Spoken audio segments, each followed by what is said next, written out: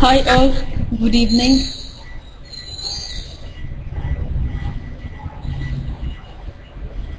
We'll be starting with OPAT today, and for those of you who are regarding OPAT, now OPAT is a huge subject, and it's actually one of the easiest subjects which you can have because we have read it well in a video, and also because it gets repeated in a number of other subjects as well. It tends to coincide with a lot of other subjects. So that way you're not totally new to the subject.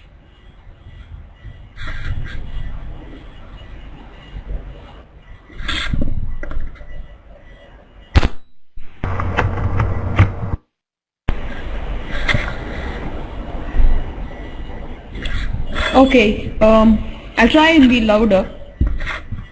I hope it's clear now. Yeah. Just a brief introduction on how. Okay. Too loud? Do you want me to lower the volume? Or it's fine. We can proceed with this. Yeah. All right.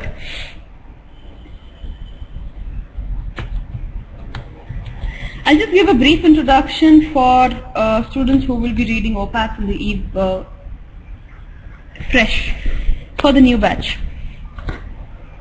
It's voluminous, but it's easy. It's a nice subject, and about to read textbook or not to read textbook, for those of you belonging to this new batch, it's a good time to pick up your textbook. It is a good time, and you have your keynotes with you to help you know what is important and how many points you need to know with respect to a certain subject, right? So our presentation here that we have in the class is also very similar, or rather it is from the keynotes. So that way you will be familiar with.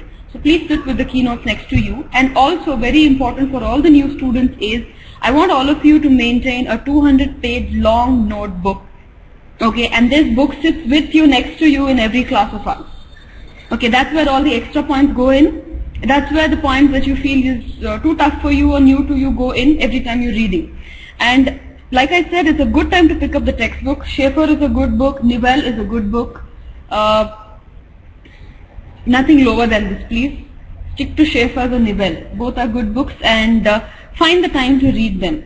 Another important point that you have to do when you're reading OPAT for the first time is the 200-page long notebook that I have been talking of. The first 4 pages will be dedicated to inheritance patterns of diseases.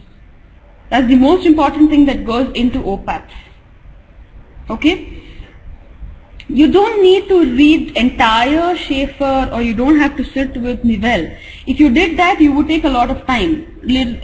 Taking the time constraint that you have, alright, you have 23 subjects and you have 12 months to finish them. So that doesn't leave you with too much time for each subject. What you have to do is just give it a gross reading. Now if you pick up the topic that we are doing today, for example, developmental disorders, you sit in a class with a certain basic idea. It's not like you don't know oral pathology at all. Let's face it, OPAT is our subject. I call it, हम उस चीज को बचपन से पढ़ते आ रहे हैं, because we read it so often, right? So when you sit in the class, it's not like it's totally new. You know something about it, but you need to refresh what you have read. So what you do is attend the class. Okay, even if you're not able to read, no problem. For those of you who are interns and feel you have to go to college, you don't have the time to read, no issues. Sit in the class with the absolute blank head, also no problem. But be attentive in class. After we finish the class, you don't have tests coming up, so you have that 1 week with you. Pick up the textbook and read what we have taught you in class. So that way, the topic is not totally new, and you also know which is an important topic. We would be telling you in class which is important, which needs to be given importance to, so you know which is important. And again, when you read Schaeffer's, you don't mug up every line. Okay? It's not like every line is important. So as and when I take a certain topic, I'll tell you how you need to read it. And make sure you give some time to do MCQs as well. Okay? It's like if you have 1 week, by the time you come to the next class, try and do MCQs of that same topic. So when you're fresh, alright, that helps you understand what kind of MCQs are asked. So that makes you get into a habit. Okay, this is the habit you have to create for the whole year. We've been having queries of students asking how we use the whole year. The whole year is going to be a combination of textbook along with MCQ books. You cannot totally restrict to textbooks. You cannot totally restrict to MCQs. Sit in the class, grasp as much as you can. Okay, you get 50% knowledge by just sitting in a class. Without contributing, if you just sit and if you just listen with attention, you learn 50% of the subject. So the rest of the 50% effort from your side is to brush up important points. Sit with color pencils, highlighters, okay? But learn to mark important things. Don't end up making your Schaefer so colorful कि आपको बाद में print ही नहीं पता चले. And it's not like every line is important. You got to know to read between the lines and mark important things. Then once you have done that, when you pick up MCQ books, you get slightly familiarized with it. And things when you're doing MCQs which you feel are new, that's when you go back to the textbook again. Okay? So you have done textbook, you go to the MCQs, you have a doubt there, or there's a new topic, or something that you have not read or you couldn't recollect, then just briefly go back to the textbook. That's how you keep your reading true. Alright? So let's get started. At any point any of you have doubts, please ask. Okay? It might be elaborative, it might be new, so don't feel shy.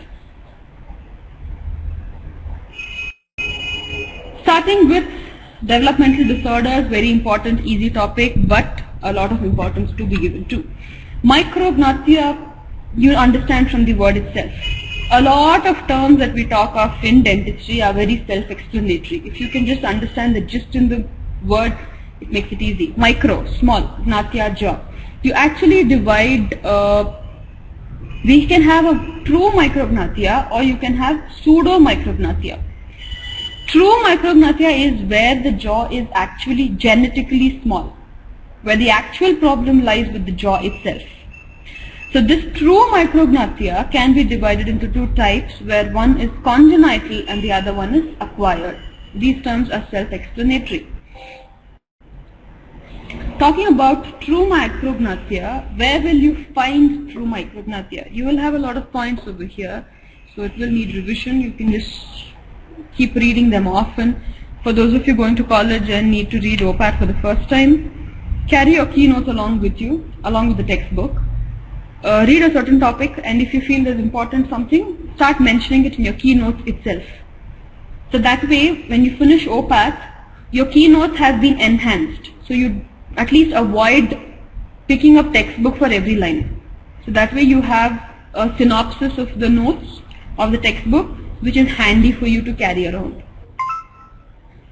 True micrognathia is associated with congenital heart diseases, and another important, very important syndrome that it is associated with called the Pierre-Robin syndrome, which has been an MCQ. You see micrognathia in Pierre-Robin syndrome. We will also get to what the features of Pierre-Robin are later. There is, you will also find it with agenesis of condyle. Agenesis of condyle means in the TMJ, you do not have the condyle form. Agenesis, lack of formation. So this is lack of formation of the condyle.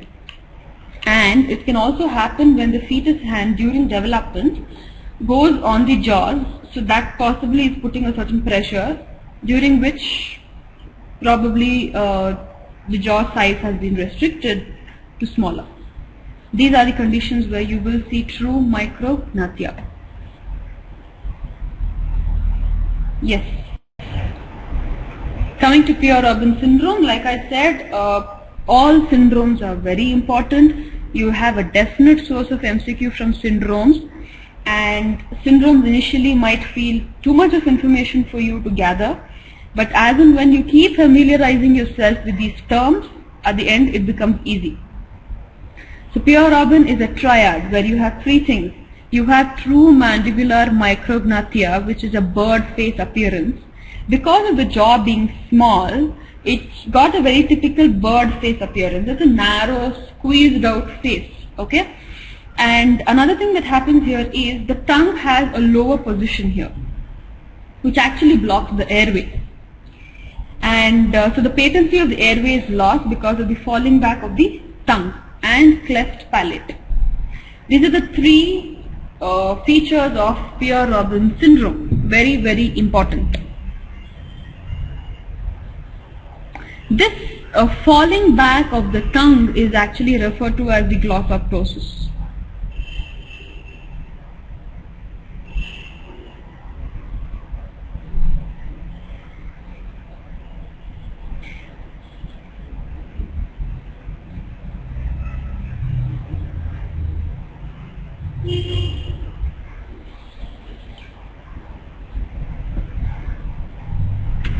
Bird face is also seen in Treacher-Collins syndrome.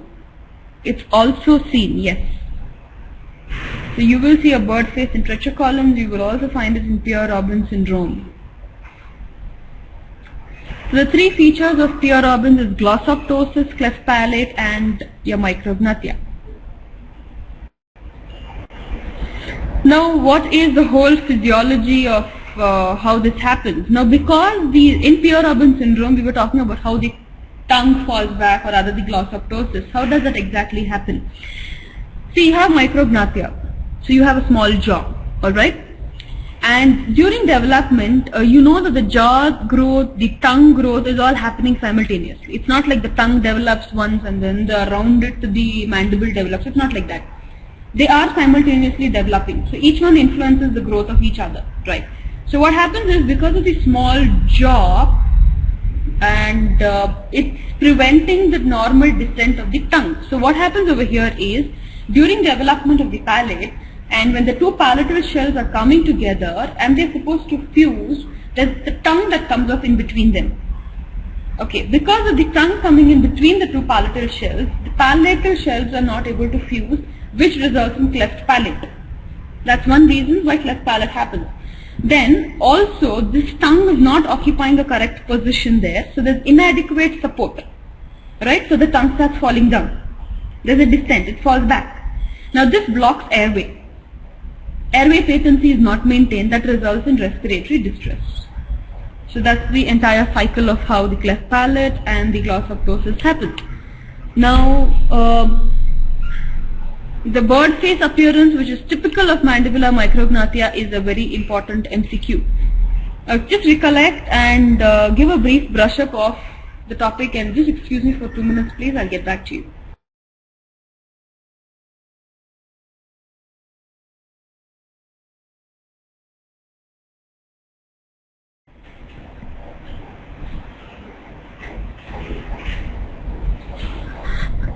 So bird face is characteristic of your mandibular micrognathia.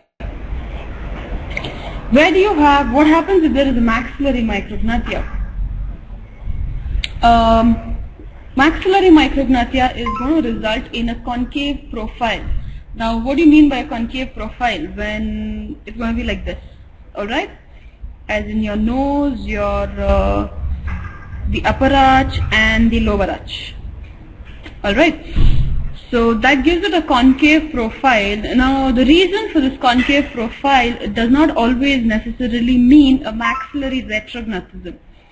The reason could also be a mandibular prognathism. Okay, you just have to understand the difference over here. Now if your maxilla is small and your mandible is normal, you will still have a concave profile.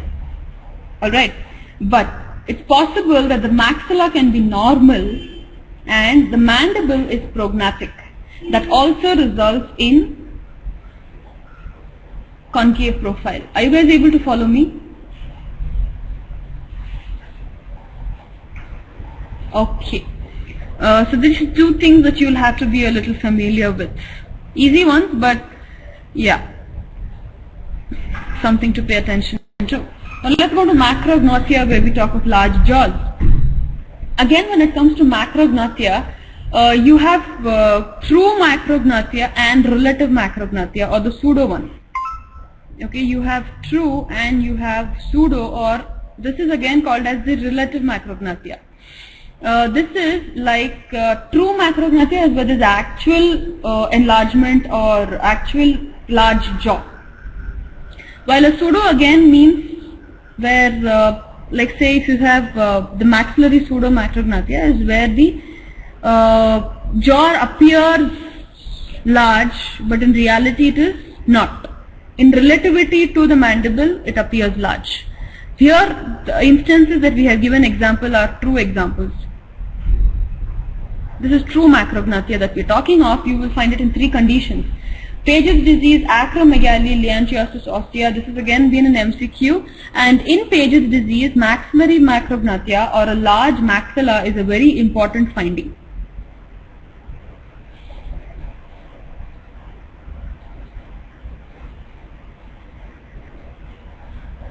It's a characteristic feature of Paget's disease. So these are conditions where you will find a true macrognathia. 3 conditions, let's recollect. We have Paget's disease, we have acromegaly, and we have liantiosis osseosa. And these patients, older patients of Paget's disease will keep coming back to the dentist complaining of dentures becoming tight. So that's an indication of the maxilla getting larger in size. Acromegaly is gigantism, so that's where you have a large jaw again. We'll now come to a term called as the facial hemihypertrophy. Hemihypertrophy, half side of the face, so which means one side of the face. Yes, liantiosis osseosa is also a Paget's disease. It's like a lion-like. Liantiosis osseosa, the previous term that we have seen over here, is an expression for a lion-like face. So it's trying to talk of large structures. It's huge, basically. Lion-like. Liantiosis means lion-like.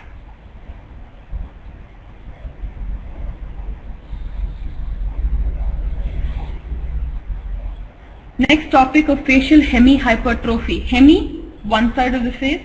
Hypertrophy, enlargement. So here we're talking of one side of the face being larger than the other side.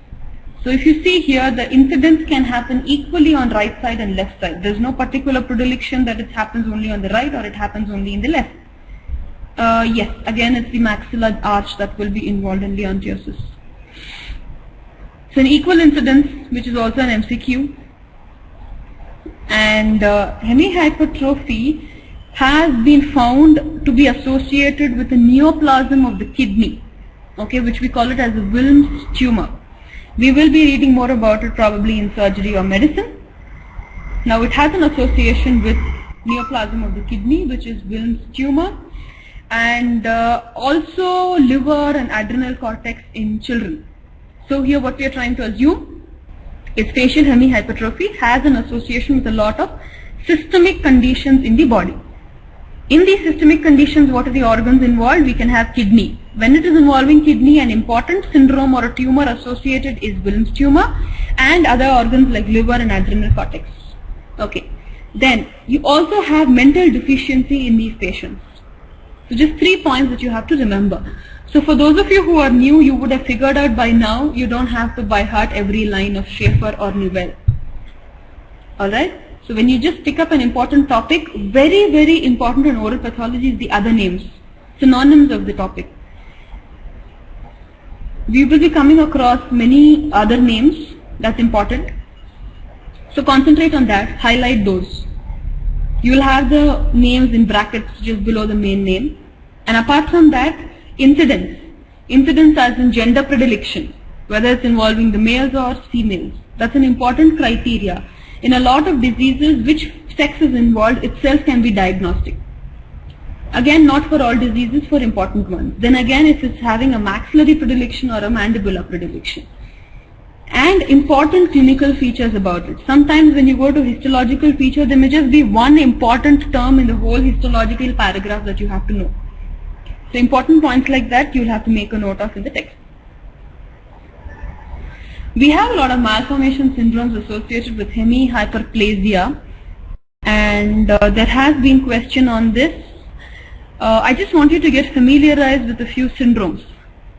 This is not there in your book, so if you can make a quick note of it, it's not like you have to by heart this whole chart that I have put up here. It's just for your information, for you to just familiarize with the terms.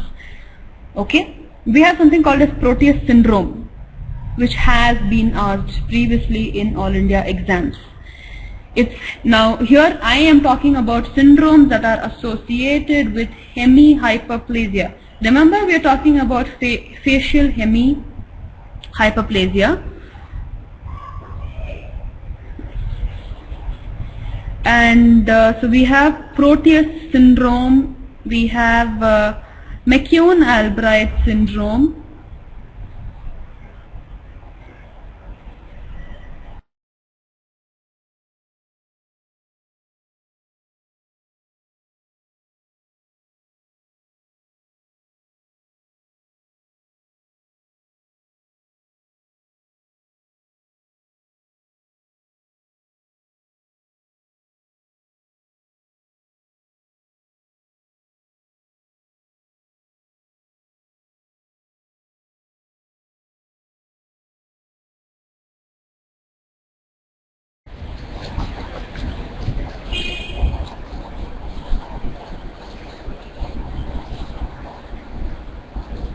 Okay, so let's go back, giving you the important names. McCune-Albright, Proteus, Beckwith-Meadman, neurofibromatosis, Maffucci syndrome.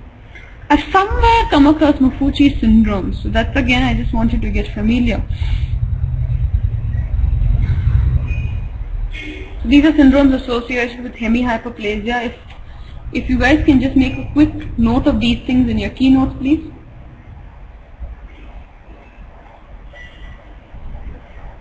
Still voice lag?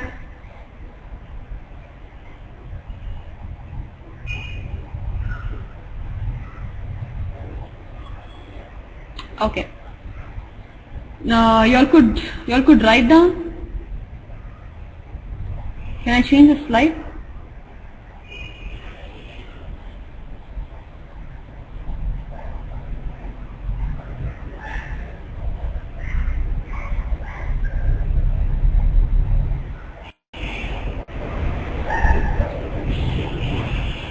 Coming to hemiatrophy. Now what we've covered previously was a hypertrophy. We'll now do atrophy when one side is actually shrunk.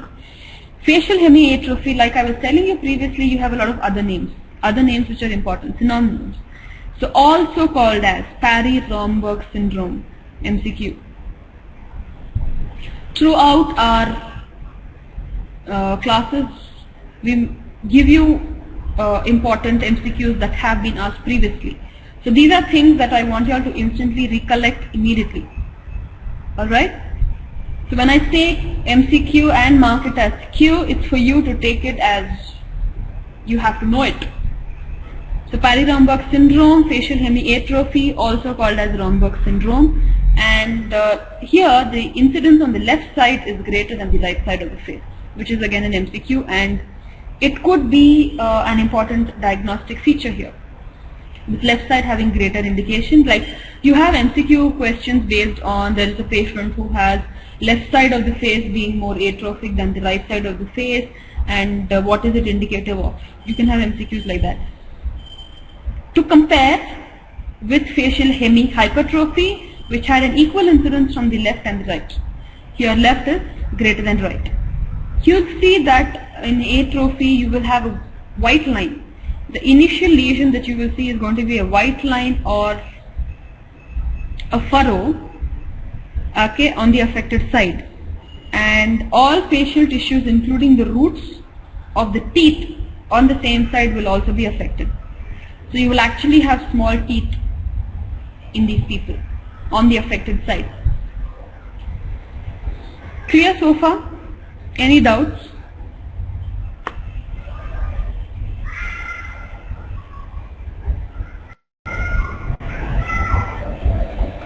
Coming to van der Waals syndrome, you will be having a lot of syndromes over here. New students, don't get demotivated and don't feel you're so much to study. No. इससे ज़्यादा है पढ़ने को, so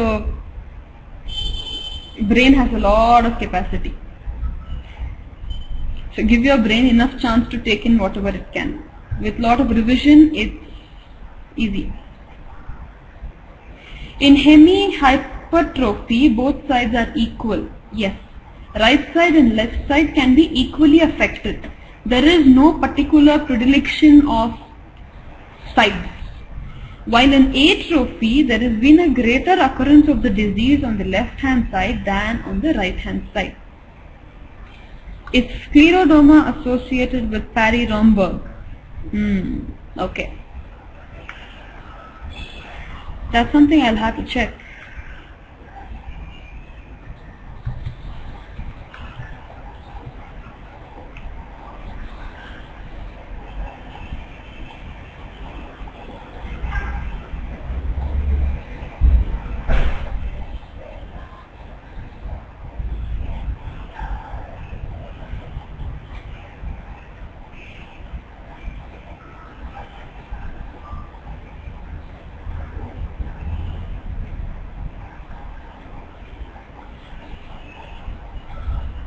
Well, we could, hello, can you hear me?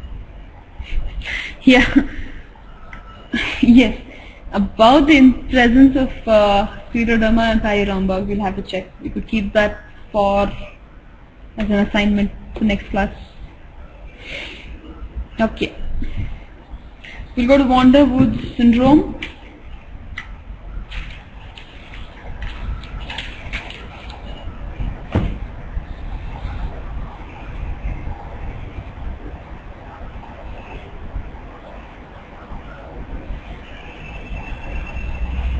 There are three things again in van der Waals syndrome. There is pits of the lower lip with cleft lip, cleft palate. That's the easiest syndrome you can remember. Pits of the lower lip, cleft lip, cleft palate. Three things here. Again, MCQs do come from here. Then we have another thing called as Usher syndrome. Usher syndrome has three conditions again. This has been an MCQ again, easy one. Double lip, blepharochilasis. We have a diagram, so don't worry about that. What is blepharochilasis? Big word, but it's just a drooping of the skin between the eyebrow and eyelid and non-toxic thyroid enlargement. Okay, so everybody's telling you it's all double. You have double features. Okay, so we have a dropping of the skin between the eyebrow and the eyelid and non-toxic thyroid enlargement and double lip. All double, huh? Double eyelid, double neck. Okay, so you can see the diagram. You can see the eyelid. Okay, there's actually, if you see the reason, it's dropping of the skin between the eyebrow and the eyelid. All of you can look into this diagram. This is blepharochilasis, right?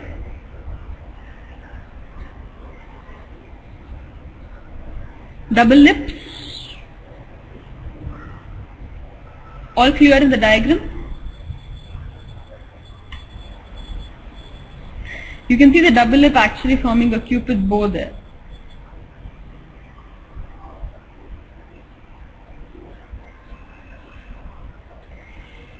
So which syndrome are we talking about here? Blepharochilasis, double lip,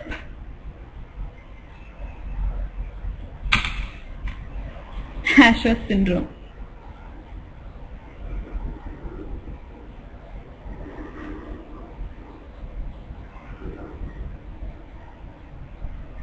And what's the third feature? We've seen double lip, we have seen drooping of the eyelid, which is blepharochilasis. So this is one feature, this is the second feature, and what is the third one? Just a brief brush up for you guys. Yes, we have the non-toxic thyroid enlargement.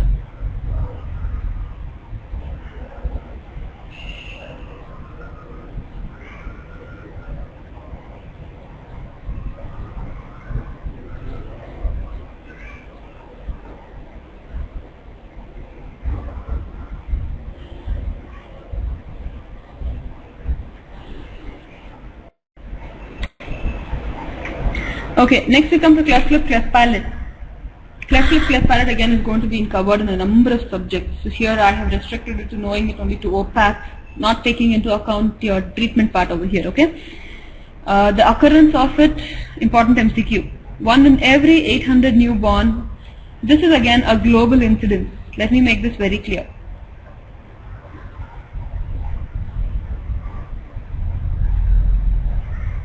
We are talking about a worldwide incidence of cleft lip, cleft palate here, which is 1 in 800.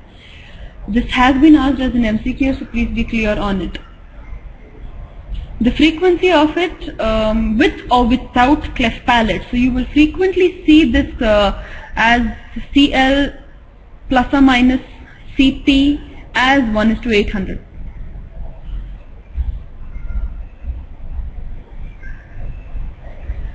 And yeah, it has a higher predilection in India, but about 1:1000. You cannot give that.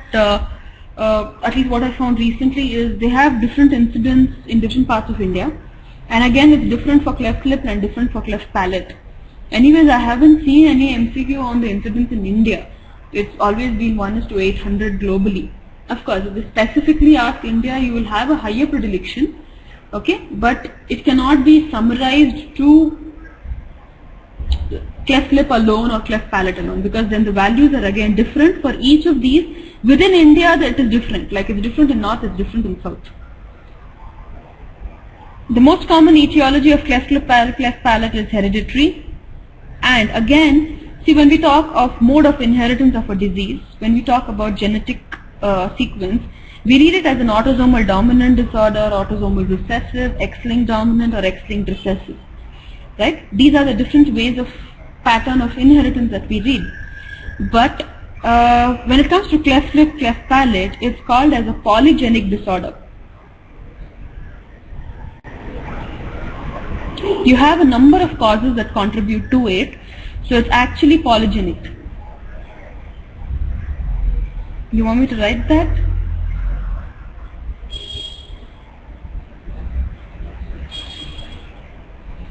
Has a multifactorial incidence, so you cannot say this one particular thing is the reason for it. Then cleft lip, will take isolated cleft lip over here and classify it. It can be unilateral, it can be bilateral, it can be complete or it can be incomplete. Okay, I'm assuming all of you have attended an embryology class recently. Okay, so you all can tell me what is, I left this question intentionally because I want to know what lack of fusion results in cleft lip. I'll repeat my question. Basically I want to know what is the genetic defect in cleft lip. When we talk of fusion, we have a lot of processes that fuse that result in cleft lip, a lip formation. So what fails to fuse in cleft lip? Maxillary process with median nasal process. All agree with that? So this is a lack of fusion of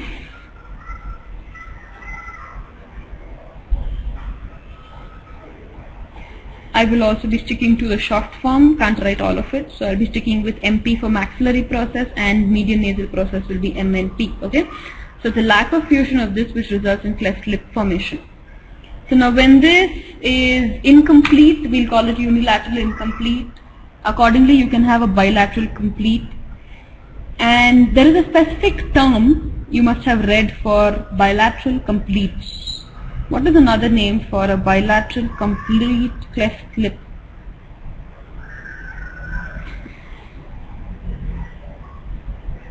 Hair lip. Okay, since all of you are aware of this, I think I'll just proceed. But make a note of this cleft lip classification, and when it comes to the most common type of cleft lip, it is a unilateral complete, which is the most common type. Okay?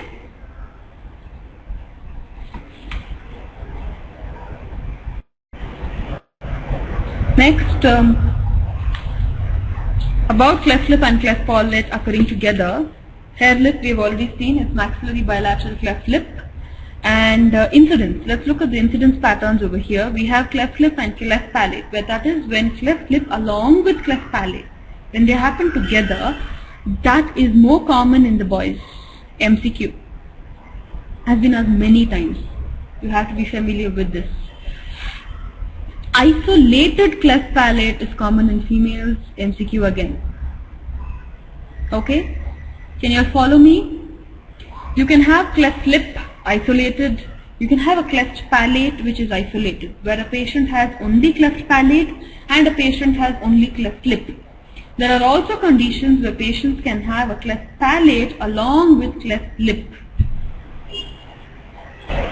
That kind of incidence, where a patient has both cleft lip and cleft palate, is more commonly seen in the boys.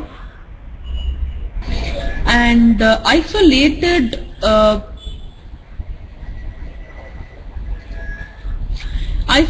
cleft palate more common in females, again another MCQ. Cleft of the lip is 3 times more frequently seen on the left side. We have MCQ again. There was something else that we saw on the left side more common. What was that? Can all of you hear me?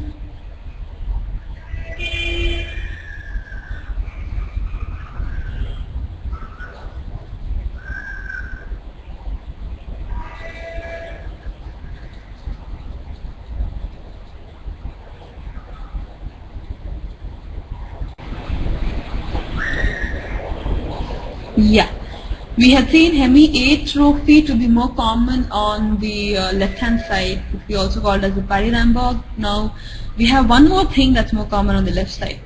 So, that is your cleft lip. Make a box. Make a box in your notes that I asked you to put conditions which are common on the left side. So, we already have 2 in that list, where we have isolated cleft lip and Pari-Ramberg syndrome.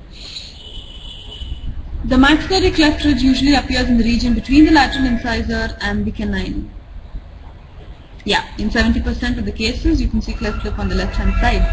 The incidence of the places where you will find this cleft lip is between your lateral incisor and canine. Again, this is an MCQ. We have a syndrome which has been found to be associated with your cleft lip and cleft palate. It's a median cleft face syndrome, a cleft of the entire face. Okay, finds an association with cleft palate. So that's why we read it here. The features of this cleft face syndrome are hyperthyroidism, bifidum occultum, and cleft of the premaxilla and the palate. Hyperthyroidism means when there is an increased distance between the eyes. Okay, that will be a hyperthyroidism. And cleft of the maxilla and palate. So this is again important point here.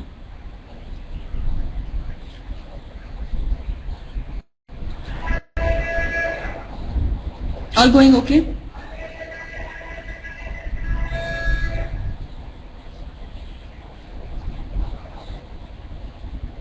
Yes. Isn't that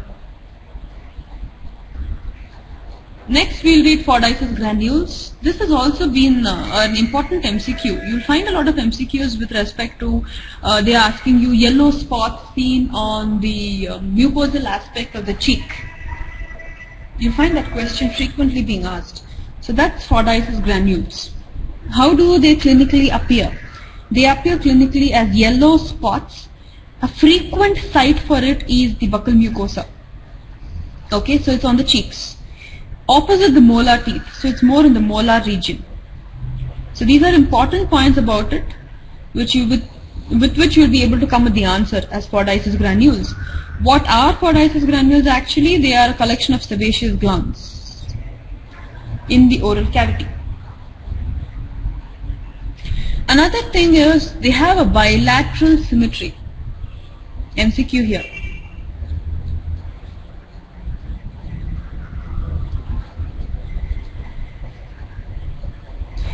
So Fordyce's granules, important points is they are sebaceous glands in the oral cavity which appear as yellow spots. It's usually seen bilaterally opposite the molar teeth.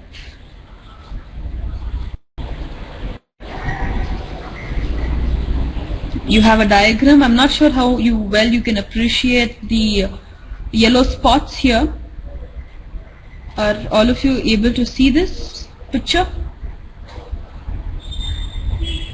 Okay. So you can see these yellow spots, that's how they will appear. And the histological diagram of how the sebaceous glands appear histologically.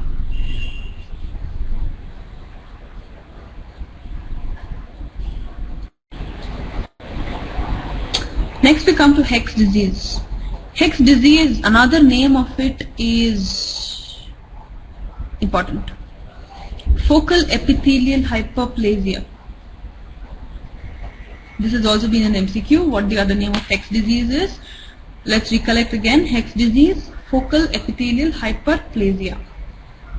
Alright? And this disease has been found to be associated or rather caused by, the etiology is believed to be a virus. Okay? And the virus associated is the HPV virus, the human papilloma virus. This is also an MCQ.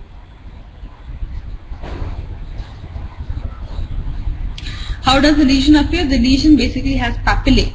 It's a papillary lesion found on the labial, buccal and lingual mucosa. And you will have a lot of papules here and there. Okay.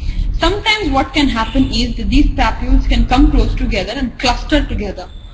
So that makes it a larger lesion, and to touch, alright, to basically touch the surface, it gives it a cobblestone or a fissured appearance.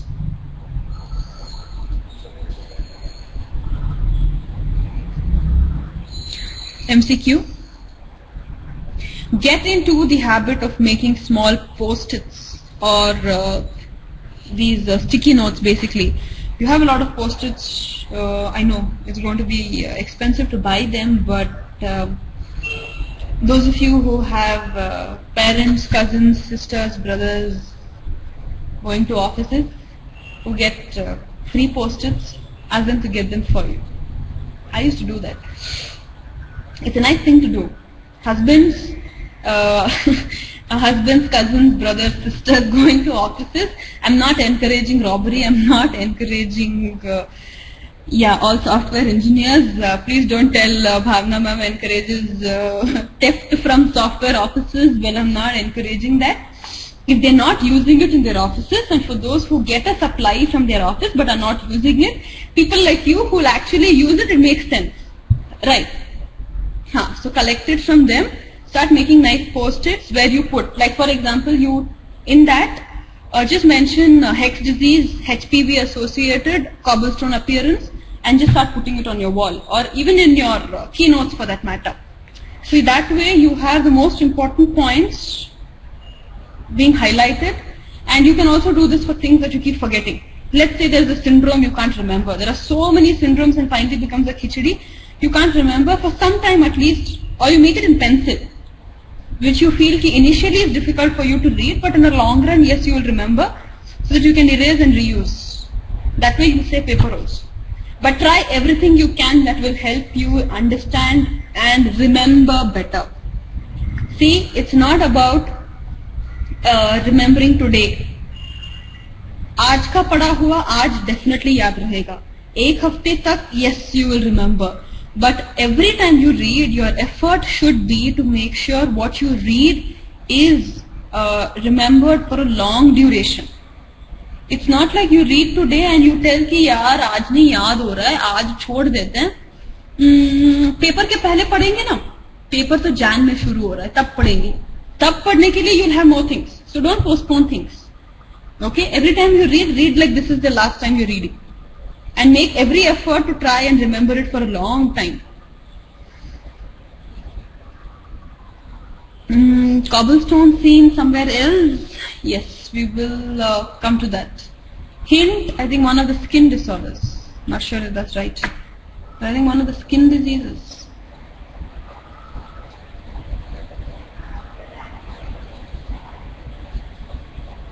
We're getting a lot of answers. Take it as an assignment for today. Let's find out where else you see cobblestone appearance. This is for you guys. Exam going. Okay?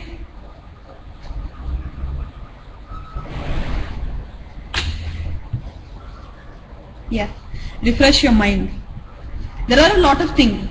now what happened for the exam going students is like दिमाग में बहुत कुछ है, इधर उधर फैला हुआ है. You've got to cluster it together.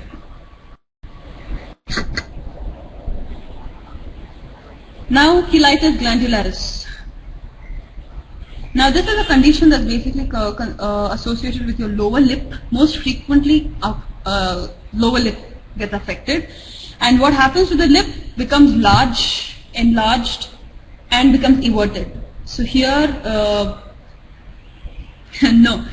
I know there are two terms. You have cheilitis glandularis and you have cheilitis granulomatosa.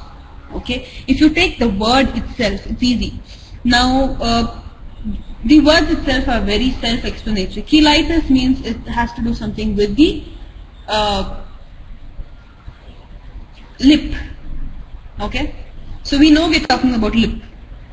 Glandularis, glands related to the glands.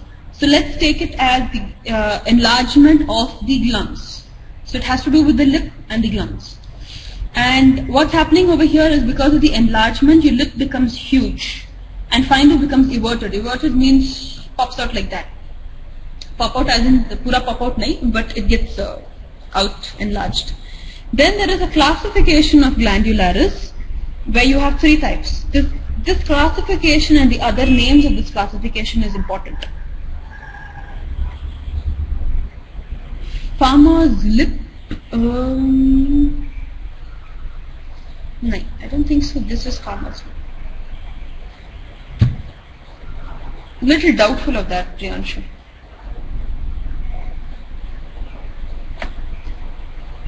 What now? The three types. Let's get to the three types of cheilitis glandularis.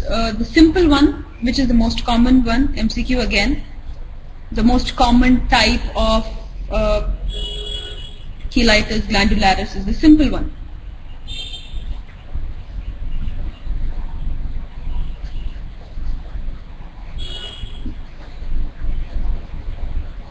Yeah. Then we have superficial suppurative. Pay attention to these terms, please. You have two suppurative. Okay, you have superficial suppurative and you have deep suppurative. Superficial suppurative is also called as Beale's disease. Very important MCQ. Okay. Then we have deep suppurative, which is called as myxadenitis labialis, also called as cheilitis glandularis apostematosa. Big name, I know, but big name is the deeper one. Okay. Beale's disease, small one, superficial suppurative. Superficial is small. Deep one is long name. And your myxadenitis labialis is also this deep suppurative one. Now this lesion is believed to be pre-malignant, which means, what do you understand by the term pre-malignant? Conditions which have higher chances of turning into a malignant lesion. Okay. On a specific stimulus is called as a pre-malignant lesion. Now this is believed to be pre-malignant, and these disease can get transformed into a malignancy. Okay. So glandularis has three types.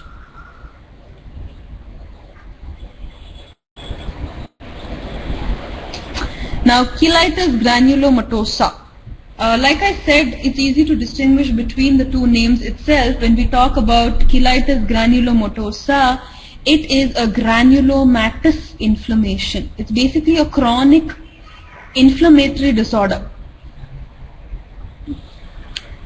This is again also affecting the lower lip. When it comes to lip, both of them are affecting the lower lip, but the etiology is different. Here, it's a chronic granulomatous inflammation. And the other name for cheilitis granulomatosa is Miescher's syndrome, which is also an MCQ. Okay, so let's go back. Just a brief brush up. Beale's disease was, what was Beale's disease?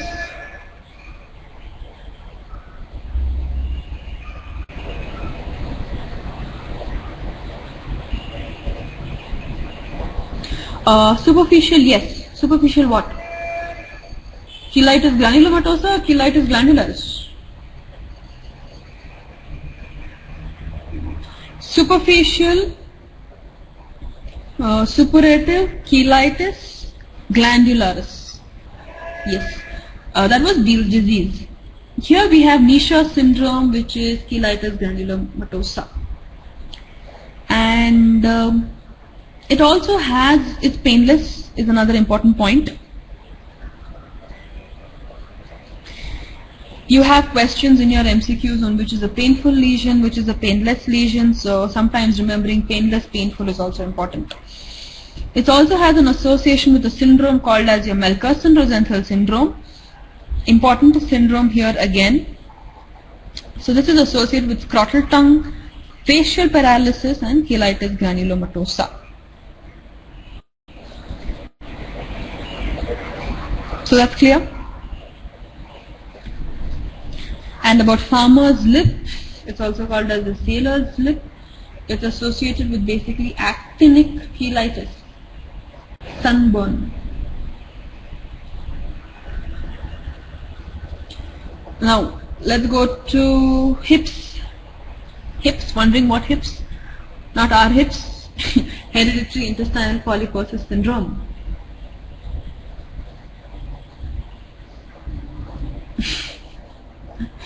Yeah. Yeah, we refer to this as hips actually.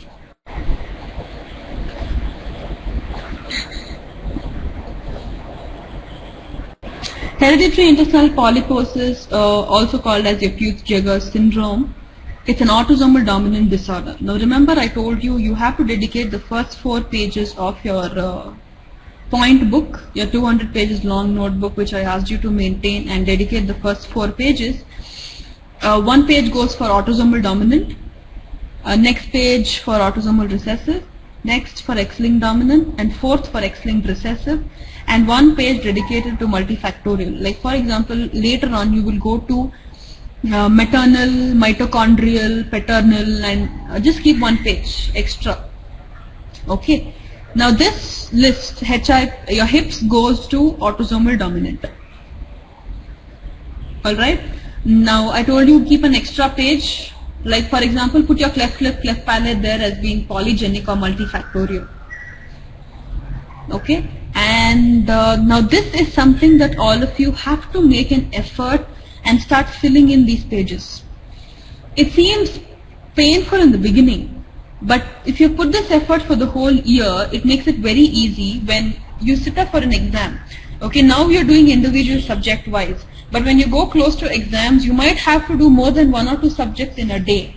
So then you cannot sit with pulse and say, let me do OPATs today, let me do oral surgery tomorrow. You don't really have that much time. So when you have all the disorders and its inheritance patterns put together in 1 book, let's say you just have 1 hour, okay, and you don't want to waste your time, pick up this and read all that, because inheritance pattern is a very important MCQ. I can guarantee you All India will have 1 question from inheritance patterns. Definitely. Guaranteed on that. Which disease I can't tell you, okay?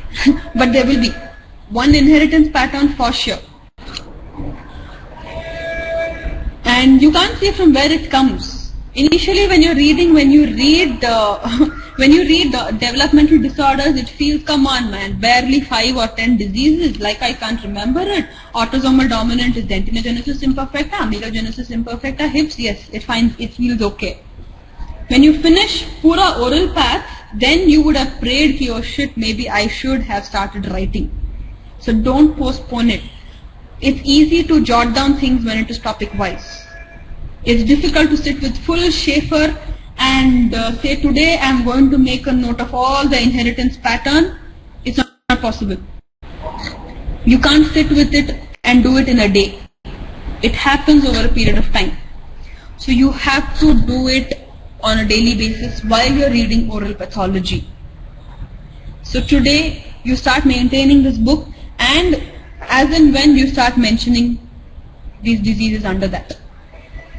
And if you honestly mention all the diseases that we need to know, you will get 2 pages long of autosomal dominant, 1 page full of autosomal recessive, half a page for X-linked dominant and half a page for X-linked recessive. That is if you sincerely do it.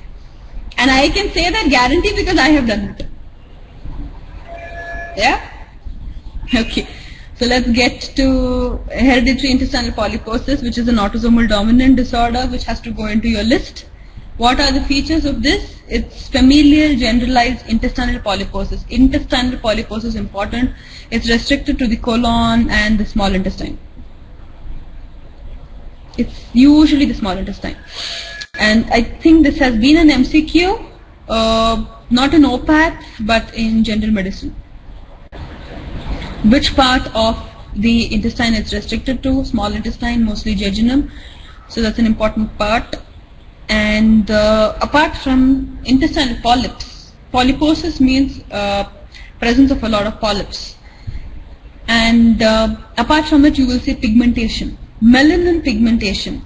This is seen on the face and oral cavity, and the distribution in the oral cavity, or rather on the face, has more on the perioral, that's in and around the oral cavity and around the nose. So the distribution of the pigmentation is referred to as the perioral and perinasal. This has also been an MCQ. The MCQ has been, what is the kind of distribution of pigmentation in Peutz-Jeghers syndrome? It's perioral, perinasal on the face. You could also see it on the hands and feet. Pigmentation, I've already told you that.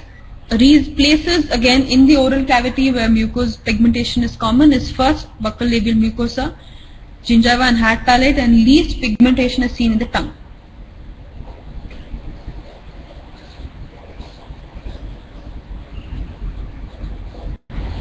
Facial pigmentation, another important point is this. This is again an MCQ, that when it comes to Peutz-Jeghers syndrome, you have pigmentation out on the face, so which makes it extraoral.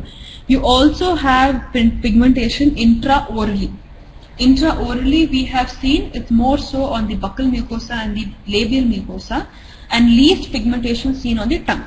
Now this pigmentation on the face tends to fade away, but the mucosal pigmentation will stay. There is no fading of the mucosal pigmentation, which is important MCQ. Most pigmentation is labial buccal mucosa.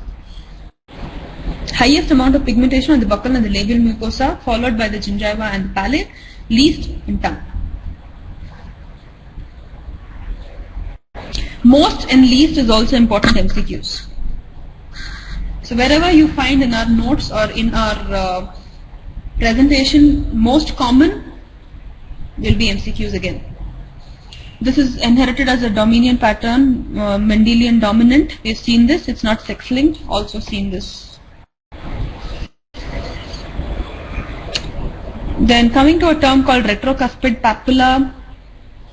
This is just like seen in the lingual mucosa, mandibular, near the mandibular cuspid. This has been asked in perio as well. It's an important point. Talking about the mandibular canine, and near the mandibular canine, if you observe near the lingual mucosa, you will find a slight elevation over there. You will find a small papilla there. Okay, that's called as the retrocuspid papilla. An important MCQ in perio. Then we will read about macroglossia. Macroglossia means large tongue.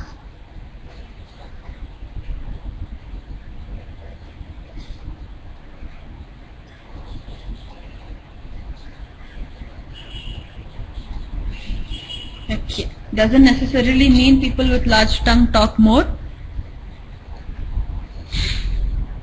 Yeah. People commonly referring to saying jeeb lambi ho gayi hai because they're talking more. Nah, it doesn't work. Okay.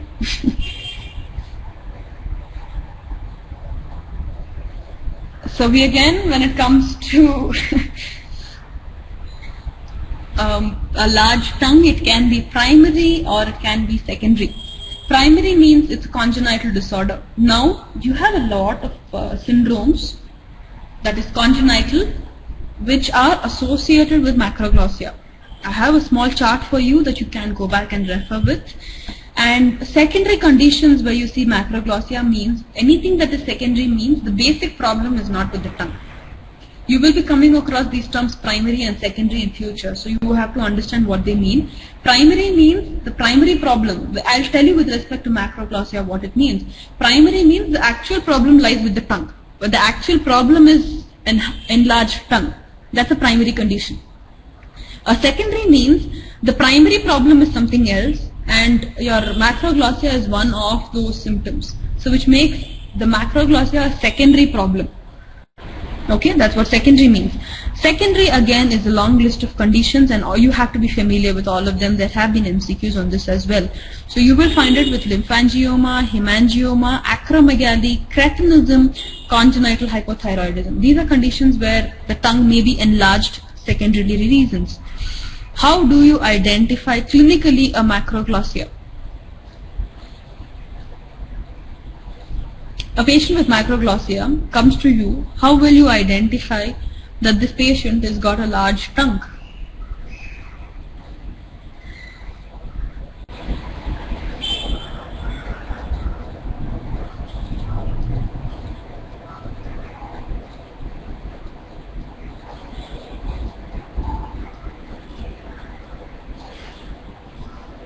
Crenations on the tongue. MCQ. People who have a large tongue, it's obvious that it's going to come in between their teeth, right? So you will see tooth marks or crenations on the lateral borders of the tongue. That is how you will identify clinically a person with a large tongue.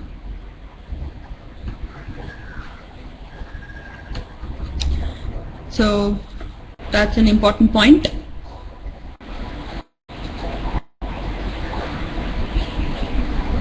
Do you guys think I talk more? Just off track. On a simple, on a normal, yeah, no, actually, okay, people who know me do call me very talkative. I'll tell you why. When I went for a normal checkup, my dentist identified crenations on the lateral border and he said, you have a big tongue. My mom was present there and she said, no wonder why she talks so much. I said, no, people who have large tongue doesn't mean they talk too much. I do talk too much and I also have a large tongue, but they actually don't go together. It's not very large, okay? Abnormally nahi. Comparatively thoda bada hai. Cause I don't know. It's not abnormally large, but slightly larger than normal. So there are some. The dentist did find some crenations on the lateral borders. Pata nahi kyun. But I don't have any problems. No macroglossia associated problems for me. Let's look at the long list of causes of macroglossia here. Like we said, no, it can't be because of a lot of teeth. Actually, well, let's not get into my case history now. Let's get back to causes of macroglossia. We can have it congenital and hereditary. We have already discussed lymphangioma, hemangioma. Now these two have been MCQs. They are when this condition is found, it most commonly affects the tongue. So tongue is the commonest site for lymphangioma and hemangioma. So it's a very important MCQ. The avascular malformations, most common cause for causing macroglossia of the tongue. Cretinism, then Beckwith-Wiedemann syndrome, very important MCQ and common finding of macroglossia.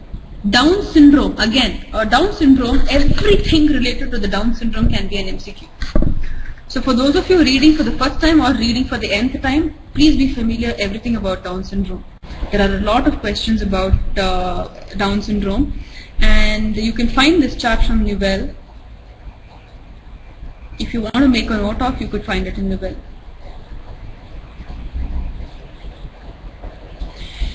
Mucopolysaccharidosis, neurofibromatoma, multiple endocrine, that's your MEN syndrome. Those are congenital conditions which find macroglossia. Acquired is in edentulous patients, amyloidosis, myxedema, acromegaly, angioedema and carcinoma. You know, for all of you who are reading for the first time, you need to by heart this chart. But when you finish reading a lot of subjects, you find it very relative. When you read amyloidosis, you'll understand why the patient has a large tongue. When you go to thyroid conditions and you read about myxedema, you understand why they have a large tongue. So then there isn't really the necessity to sit up and by heart. You get the relativity of things, you can start putting things in place. A lot of these conditions you will feel like you'll by heart it now, but when you finally finish reading a couple of subjects, there's no necessity to by heart. When the question comes, you know in the MCQ that this is associated with a large tongue. But for now, an important chart.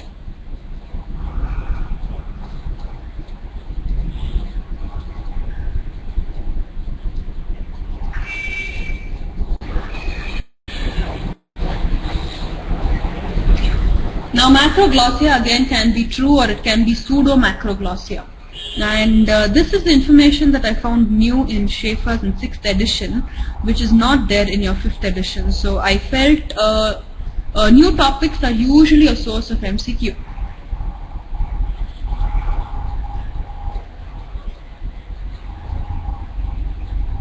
I found this to be new in Schaeffer's 6th edition.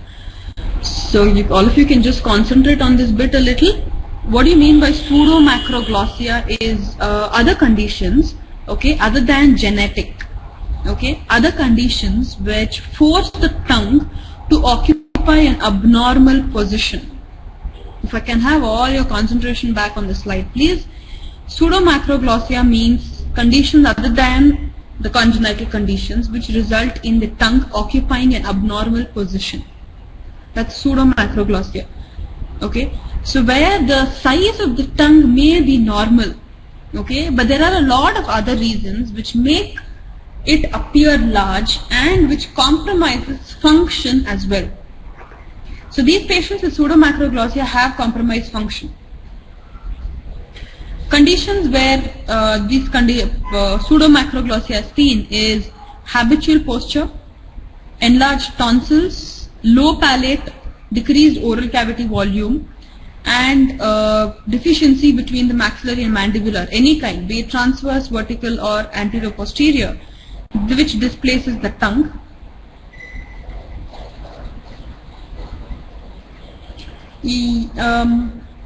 Yeah, it can be.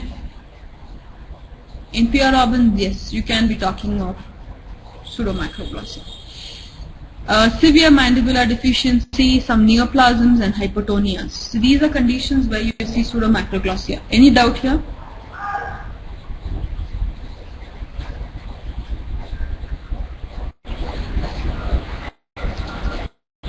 Next, Beckwith's hypoglycemic syndrome.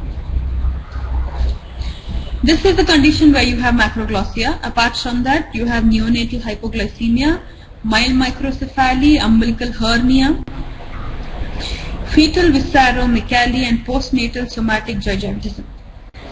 MCQs do come from here. So just go back and at the end of the class today, sit up with your keynotes, all the syndromes go through once, put all the inheritance patterns and go through that once, then maybe you can pick up the textbook tomorrow to go back and read. Then we come to bifid tongue. Bifid tongue is actually a cleft tongue. Okay, doesn't mean two tongues. There is a cleft in the tongue. I think I have a diagram. No, I don't have. Okay, it's like just a cleft in the tongue which feels like it's bifurcated the tongue. But it doesn't necessarily mean it's two tongues. Okay, that's your bifid tongue.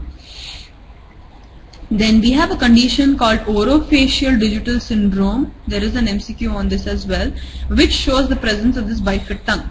So what do we have in orofacial digital syndrome? Bifid tongue. You have fibrous bands in the mucobuccal fold. You have a cleft and hypoplastic alveolar process. So this is again a double condition. Bifid tongue, a cleft of the alveolar process, and fibrous bands in the anterior, that is in the mandible. In the mandible there is mucobuccal fold, fibrous bands. That's orofacial digital syndrome.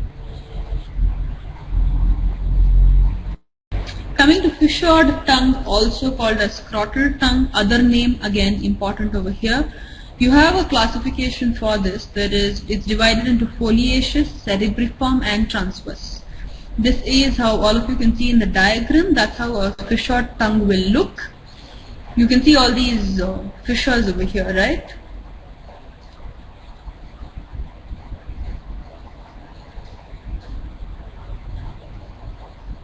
All of you can observe those fissures there. Where else do you find fissured tongue?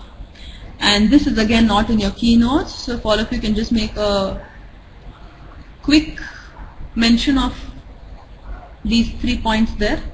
Where do you find fissured tongue? It's found in Melkersson-Rosenthal syndrome, Down syndrome and in benign migratory glossitis. 3 conditions where you will find fissured tongue, which has been asked as MCQ. Let's recollect. Fissured tongue is seen in Melkersson-Rosenthal syndrome, Down's syndrome, benign migratory glossitis. Clear?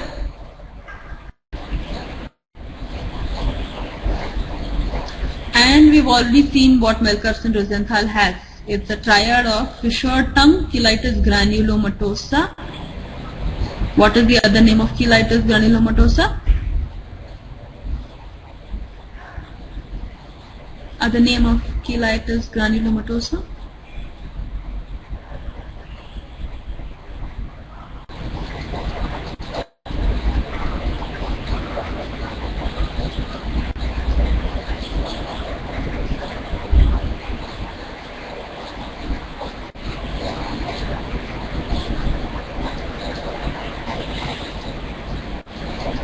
Miescher's syndrome.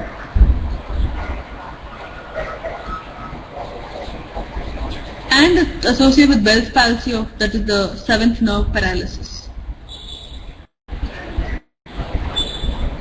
Coming to median rhomboid glossitis. For this, I need you to briefly recollect how the tongue is formed.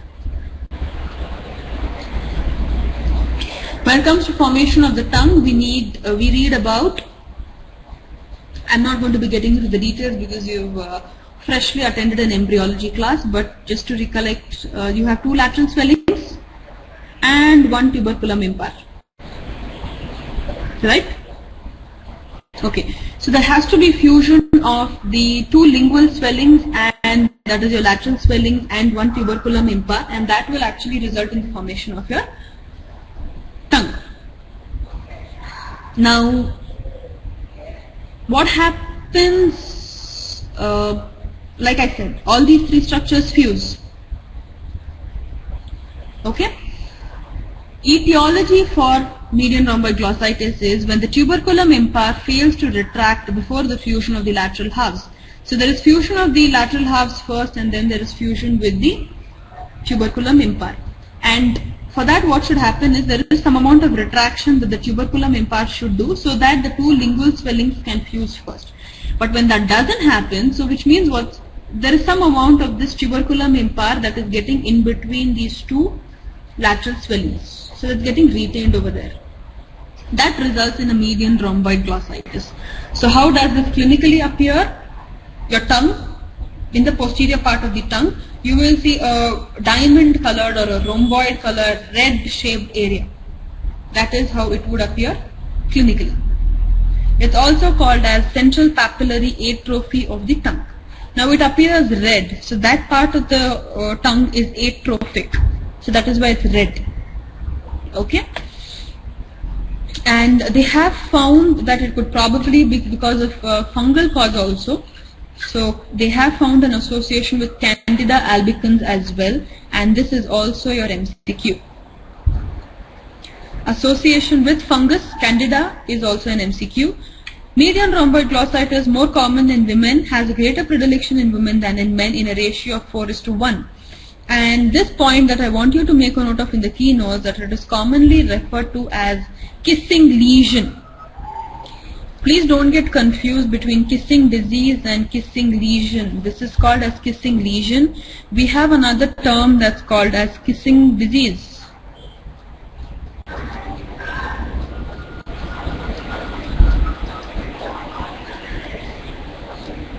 Kissing disease is infectious mononucleosis, a disease that is affecting the vascular system, and this disease is caused by the EB virus. EB stands for Epstein-Barr virus. So kissing disease is a blood disorder caused by EBV, and it's infectious mononucleosis. So that is kissing disease. Now we call median rhomboid glossitis as kissing lesion. Why kissing lesion? Can you be a little imaginative? I hope all of you have got a little diagram of how the median rhomboid glossitis appears in the tongue. Okay, that part of the tongue is in contact with the palate, right? Okay, so the part of the tongue which contacts the palate, you will also see infection in the palate. Actually, this disease is of the tongue, right? So if you're expecting infection or if you're expecting the lesion, you will expect it to be restricted to the tongue. But what is happening here is the area where there is lesion, okay, where there is median rhomboid glossitis, that part of the tongue is coming in contact with the palate above, and the region where it is touching, that part of the palate has infection. So that has happened because of contact between the tongue and the palate. That is why it's called as kissing lesion. Okay?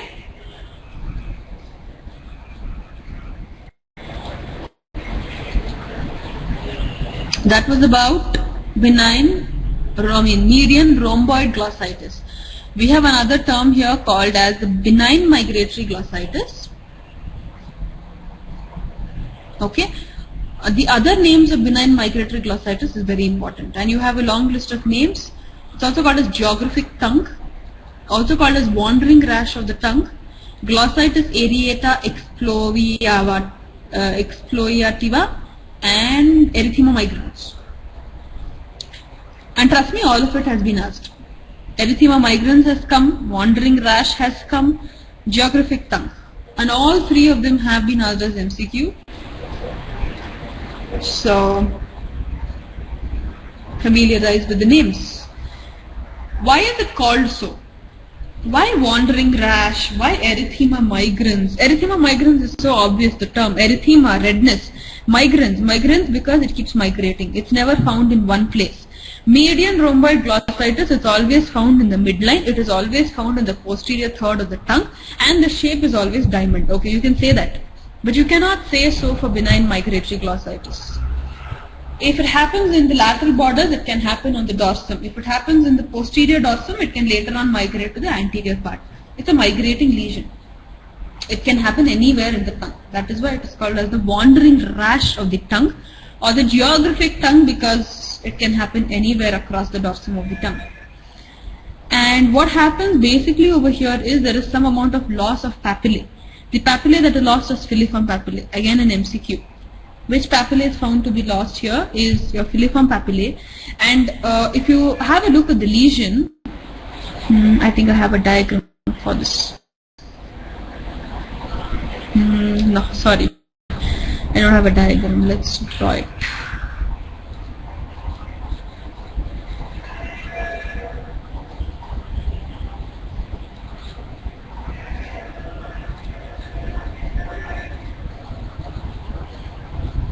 Okay, just to give you a rough idea how this look like, there will be a central red, okay, a central red lesion, which is characterized by absence of the papillae, because of which it appears smooth and it appears flat, smooth, flat, red lesion because of the absence of the papillae.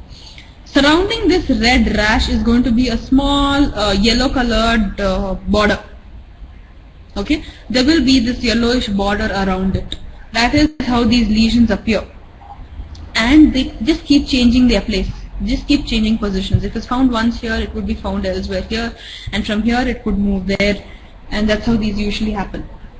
Yeah, important for you is this filiform papillae that are lost, and it also has a psoriasiform. It is a psoriasiform mucositis. Now there is this term called psoriasiform that I want you to get familiarized with.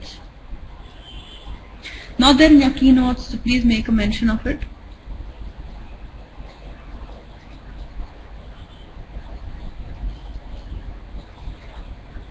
What do you mean by psoriasiform? Like psoriasis. That's what it means. Like psoriasis. Now, when it comes to what is included in the psoriasiform lesions, we have three conditions which come under psoriasiform. First is your benign migratory glossitis. Contribute, people.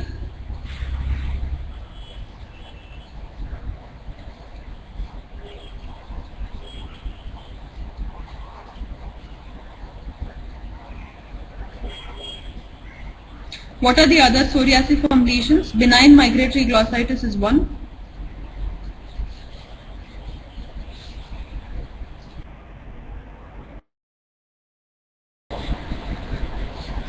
Okay, I was asking you all a question on what are the other lesions that come under psoriasiform lesions. One is benign migratory glossitis, psoriasis, and then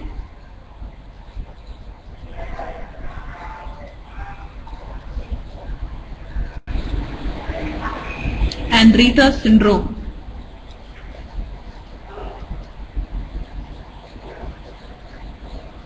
I hope all of you got it. Psoriasiform lesion means it's like psoriasis. They have a similar histological feature. And there are three conditions which come under psoriasiform lesions, which has been an important MCQ. So please get familiarized with it and make a note of it in your keynotes. The three conditions that come under it is benign migratory glossitis, psoriasis, and Rita's syndrome. And another important feature about it is histologically, when you observe, there will be presence of a lot of micro abscesses, small abscesses, which a collection together is called as Monro's abscess. MCQ, very important. Another thing that I want you all to do, everybody, is in your keynotes, all of you have a lot of space on the left hand side. I think it's a plain sheet for most of you. Write a box and make a note of conditions where you see Monro's abscess. Okay? Write it as Monro's abscess is seen in. Make a box of it.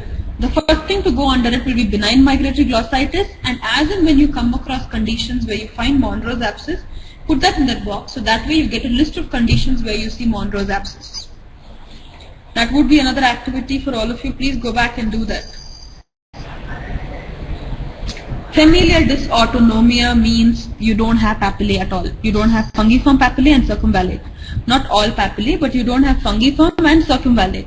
Now, if you have to go back to anatomy and recollect what are the papillae which have taste buds in it.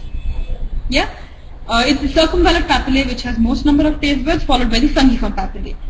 So when both these papillae go missing, finally the patient who's suffering from this has absolutely no taste sensation. So that's called as dysautonomia.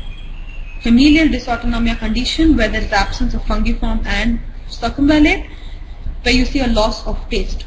That's because the taste buds are present in circumvallate and fungiform papillae. Dysautonomia.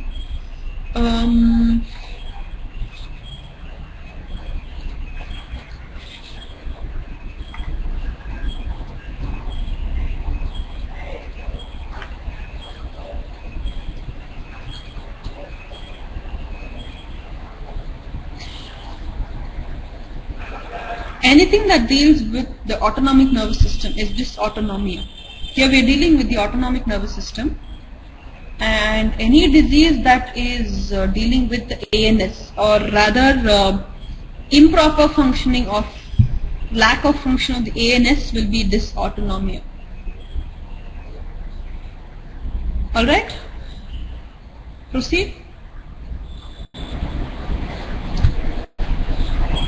Next is hairy tongue, which is also referred to as the black hairy tongue.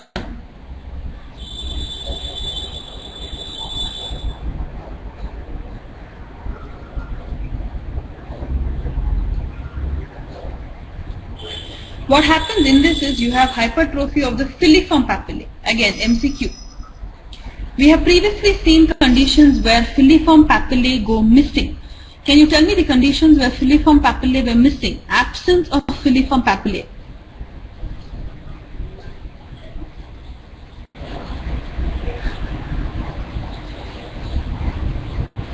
BMG I think is benign migratory glossitis. Okay. What is MRG? Median rhomboid glossitis, geographic tongue. Yeah. Now these were conditions where your filiform papillae was missing. Now we are dealing with a condition where the filiform papillae are hypertrophied, increased. You find long. Normally they say that the filiform papillae is just about 1 millimeter in length, but here they become about 15 millimeters long. At least 15 millimeters long. That is the extent to which they can hypertrophy. And over here you have a lack of normal disc formation. It's common in males and HIV patients, which is again an MCQ. You will frequently find patients with HIV suffering from hairy tongue. And a patient who's consuming a lot of antibiotics is also prone to developing hairy tongue. And it's important that you don't get confused with hairy leukoplakia. They are two different conditions.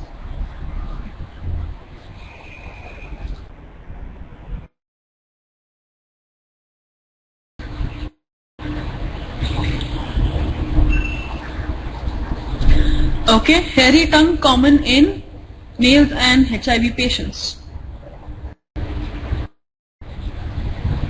Lingual thyroid nodule, again you must be familiar with how the thyroid gland is formed, right?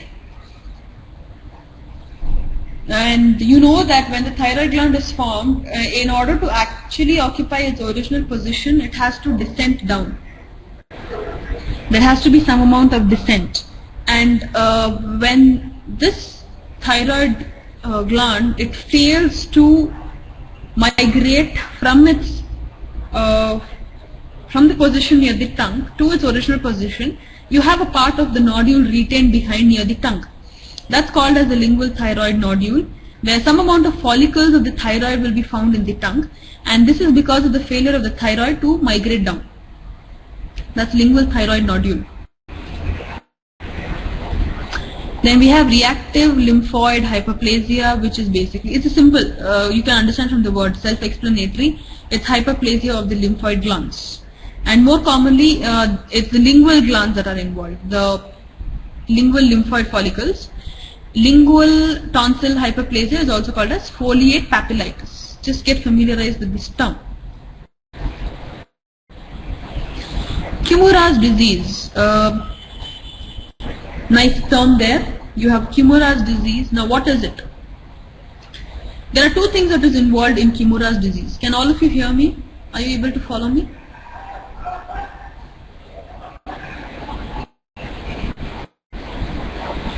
Okay.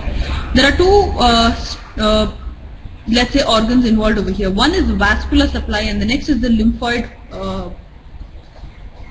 areas.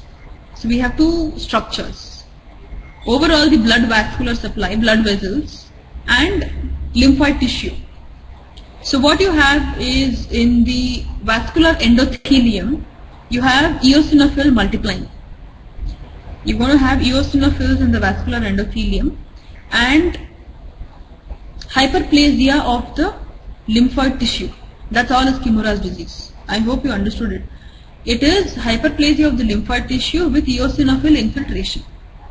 You will find eosinophils in the vascular endothelium as well as eosinophils in the lymphoid tissue. So overall, there are a lot of eosinophils. This is again a chronic inflammatory disorder.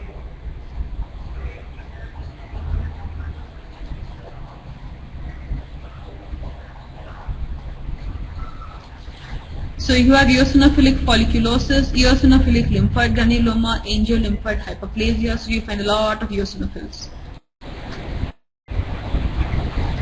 Then we have something called as Felty syndrome. What is Felty syndrome? It's got to do something with rheumatoid arthritis. In this, it's triad of features again, where you have rheumatoid arthritis, splenomegaly, granulocytopenia.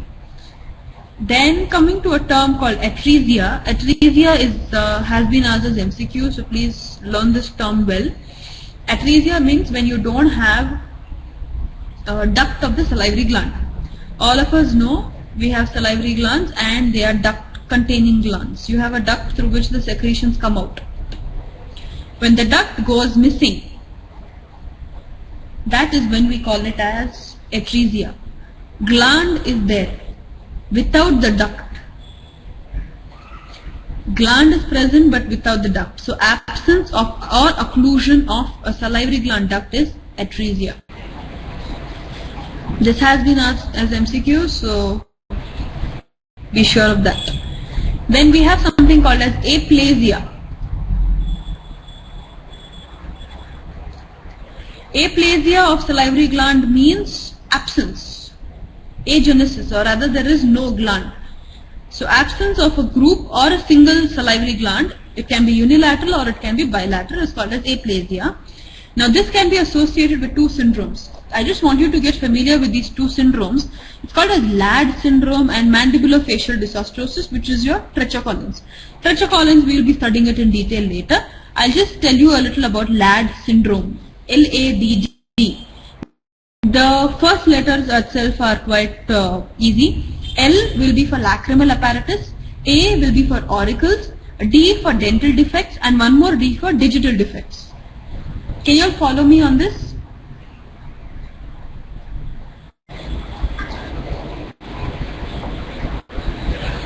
Okay. L-A-D-D. L stands for lacrimal apparatus, A stands for auricular defect, D stands for dental defects, and one more D stands for digital defects. In lacrimal apparatus, what do you have? It's affecting the nasolacrimal duct. So there is epiphora. Epiphora is a new term for you. Important one again. Epiphora means excess of tears, overflow of tears. बहुत ज़्यादा पानी. Overflow of tears is epiphora. And another term called lacrimal sac inflammation called dacrocystitis. This has also been an MCQ in COMEDK as well as in Karnataka State Entrance. Epiphora has also been a question. Dacrocystitis has also been a question. What do you mean by dacrocystitis? It's inflammation of the lacrimal sac. Epiphora means excess flow of tears, which can happen because of compression of the nasolacrimal duct or obstruction of the duct. These are the problems with the lacrimal apparatus. Ladd syndrome is again an autosomal dominant disorder. So we have one more syndrome that goes into your list of autosomal dominant. A, I told you, is auricular defect. You have deformed auricles which have a cup-shaped appearance. And please, all of you can make a brief note of this in your keynotes. It's not there in the keynotes, so please mention it in the keynotes. New students want this to go into your books. Dental defects, where you'll have peg-shaped defect, enamel hyperplasia, and hypodontia. One more D, which stands for digital defects, will have something called as clinodactyly. What do you mean by clinodactyly? There is a deviation of the fingers either medially or laterally. So they're not straight like this, they will be medially or laterally deviated. That's called as clinodactyly. Ladd syndrome could be an MCQ. Mention it in your keynotes. It's not there. It's also there otherwise in your Schaefer.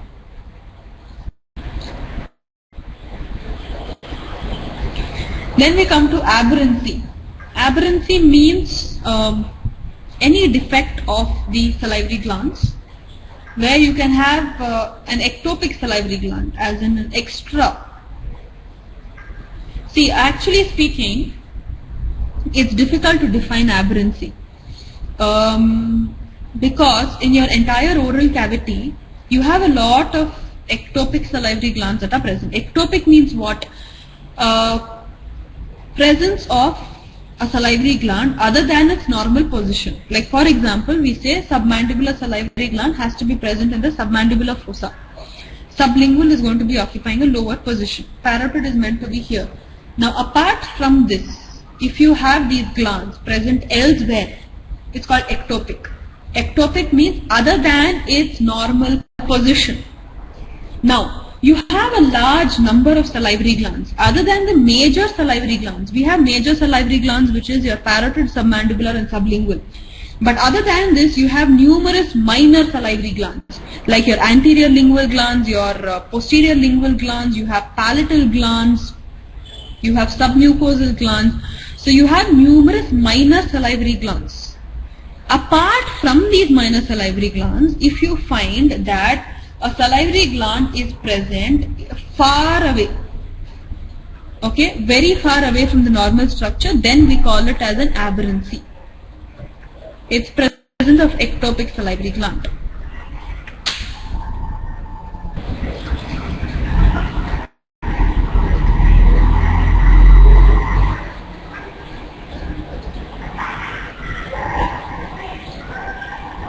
And I come to Staphnase bone cyst, which is an important thing.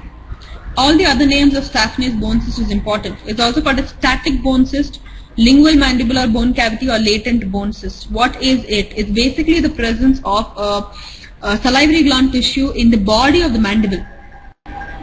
Okay, we always talk of salivary gland being outside, right?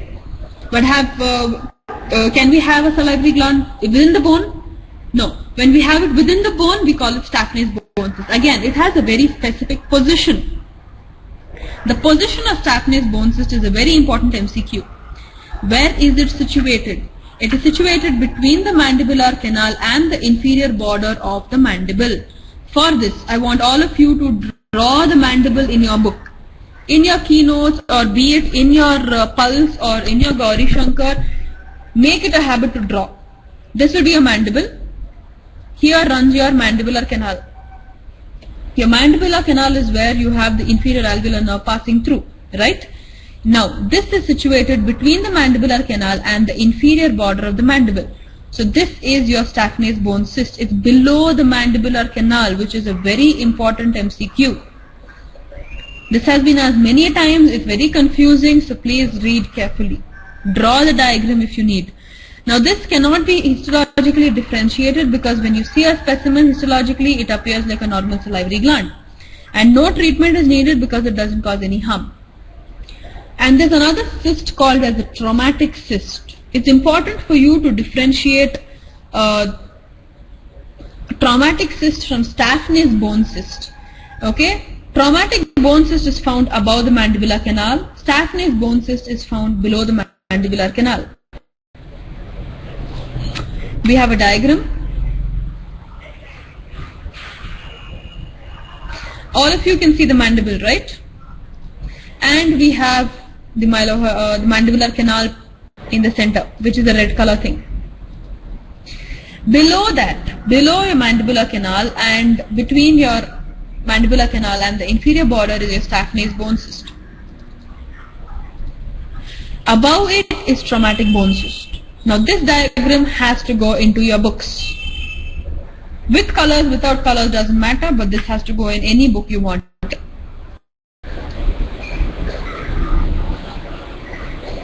We have some term called as caliber persistent artery. There's not much I have to tell about. It's usually all of us know, no? All arteries are deep-seated. Major arteries. They find a deeper position in layers, right? Now what happens is when these arteries thicken and they become superficial such that you can even palpate them. That's called as a caliber persistent artery. It's like, for an example, labial artery.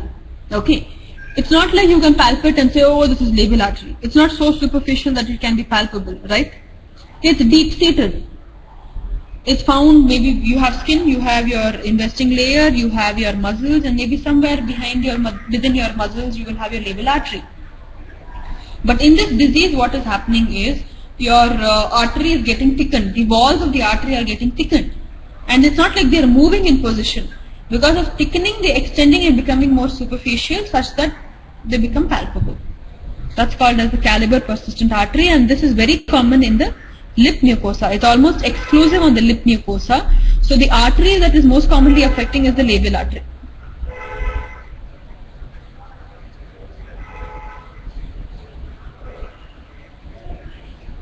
This is the most common artery that it affects. So this could be an MCQ.